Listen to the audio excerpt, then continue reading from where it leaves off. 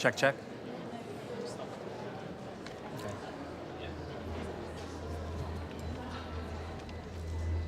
Of course, it depends on where you start, or stand, or when how you navigate the collection, objects necessarily begin to animate. Here, in this physical space, where light and time and material all have some consequence. And the objects just sort of sit there, here, like who are we as individuals in a nameless multitude to come to this place? When considered in relation to these privileged objects, we amount to very little, or maybe nothing at all.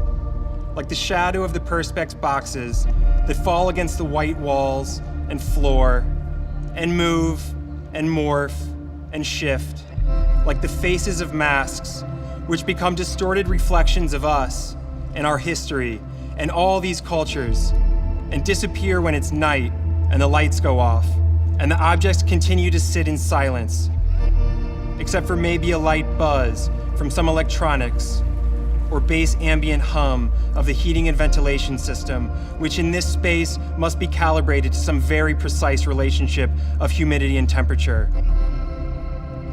Those murky shadows just waiting to reappear, and the objects for hours sitting stoically alone, but still in some sort of silent conversation across time and place.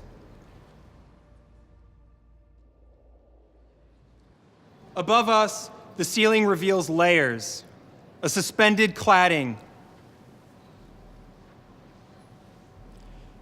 beyond which we can see the structural system of trusses. The directionality of the cladding draws our eyes through the space, and we feel its scale, and our size in relationship to it. On the floor, the plinths cast their shadows in their own cardinal directions. The light and dark overlap, and the Perspex display cases bend up the walls or fall along them and recall Saul LeWitt and Donald Judd, Carl Andre, Francois Morellet, and maybe even Fred Sandback, if we allow that the lines become pieces of string that start to pull away from the wall's surface to animate and be made physical. If we could climb inside the shadows, perhaps it would be like a forest of lines, a fine spider web, and all these objects would wake from their slumber and tell us stories of where they have been and what they have seen and the lessons they would like to share, given their perspective of time, and tell us the stories of being held for so many hours in the hands of artists and lovingly crafted from metal or stone or wood, forms drawn from nothing, and now here in this place with us, where we become a player in their conversations.